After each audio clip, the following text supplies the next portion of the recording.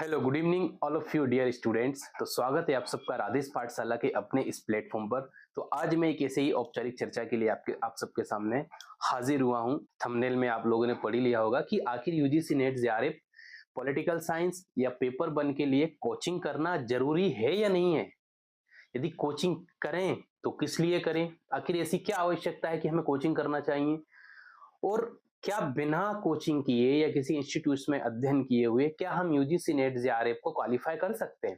देखिए, इसके दोनों ही बिंदुओं को समझ लेते हैं। पहले पेपर वन की बात कर लेते हैं। देखिए, यदि आप हिंदी माध्यम से हैं तो भाषा को लेके आपको थोड़ी सी प्रॉब्लम फेस करना पड़ेगा, खास करके पेपर वन में, क्योंकि पेपर बनता है इंग्लिश में, उसको ट्रांसलेट किया जाता है हिंदी में।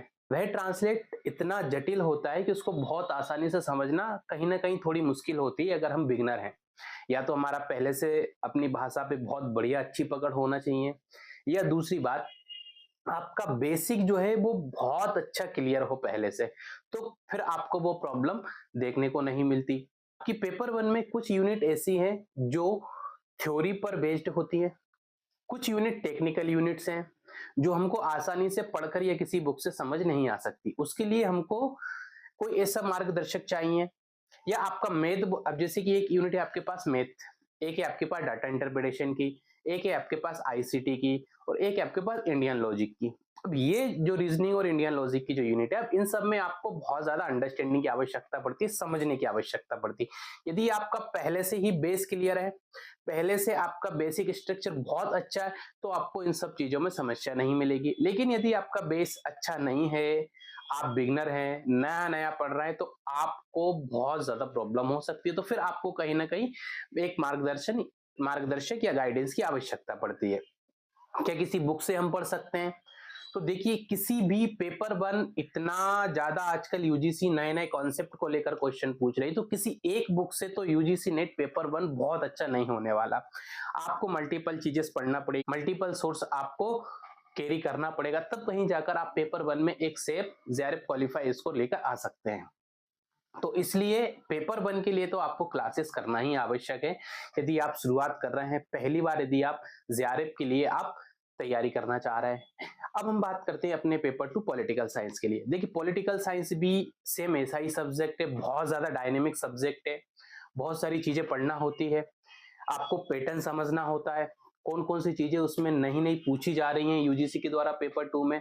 आपका यदि यदि आपने बीए किया है, एमए किया है, इसके बाद यदि आपने बहुत, जैसे कि आपने एनसीईआरटी अगर अच्छी से पढ़ी है, आपने 6 से लेके 12 तक की सारी एनसीईआरटी, तो मैं कहूंगा आपको आवश्यकता नहीं पड़ेगी कोचिंग करने की पेपर टू पॉलिटिकल साइंस में।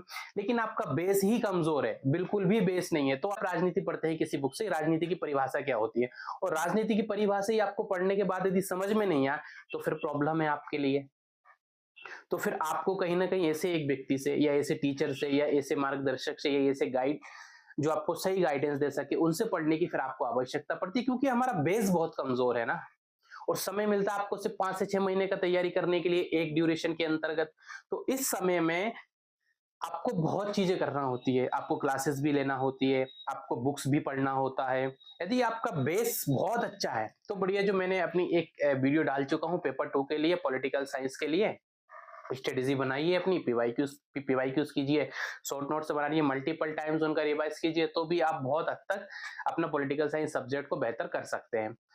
पेपर वन में भी यही है, लेकिन पेपर वन एक बुक से नहीं हो पाएगा, पेपर टू भी किसी एक बुक से नहीं हो पाएगा। आपको अलग अलग सोर्स पढ़ना ही पड़ेगा, पीवाईक्यू के लिए अलग बुक्स लेना पड़ेगा आपको। आपको यूनिट वाइज में अपनी बुक लिस्ट की एक वीडियो में बता चुका हूँ किन किन बुक लिस्ट को कौन सी यूनिट में हेल्प कर सकती है, तो बहुत सारी बुक्स हो जाती है। कोचिंग में ये होता है, आपको जो टीचर होते हैं वो पढ़ाते हैं, तो वो बहुत सारे सोर्सों को पढ़कर उनसे जो महत्वपूर्ण चीज होती है आपके परीक्षा के दृष्टिकोण से, उन सबको आपको समराइज करके एक नोट्स का फॉर्मेट में देके आपको प्रोवाइड करा देते।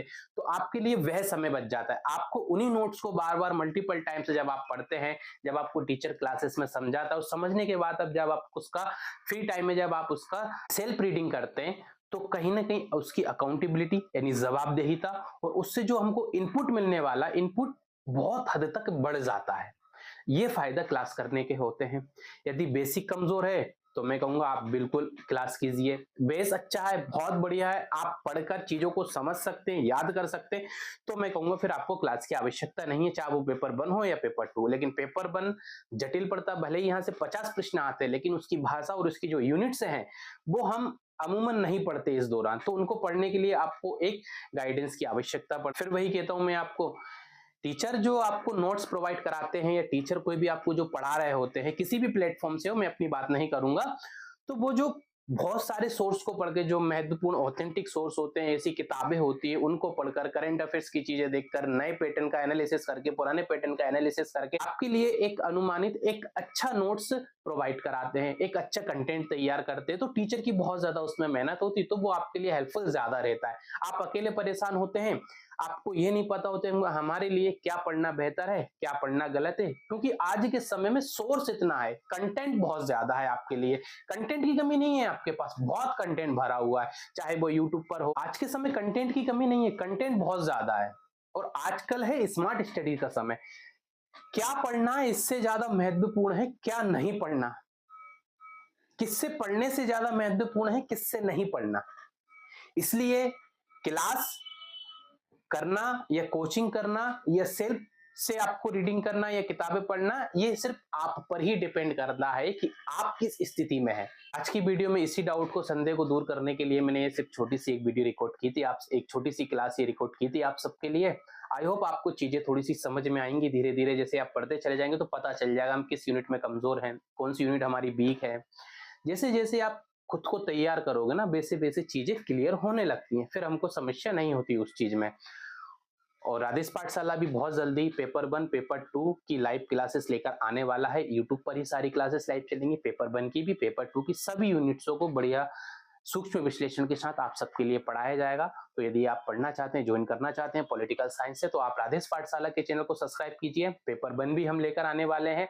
जो भी आपको दिक्कत आती है कमेंट में आप मुझे बता सकते हैं।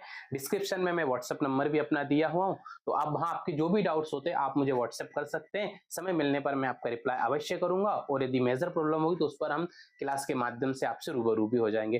तो आज के लिए इतना ही था, मिलते हैं अगली नई क्लास में। तब तक के लिए राधेश्याम केवट को दीजिए इजाजत। आप सब स्वस्थ रहिए, व्यस्त रहिए और खूब अच्छे से पढ़ाई कीजिए, मेहनत करते रहिएगा, स्वस्थ रहें। जय हिंद।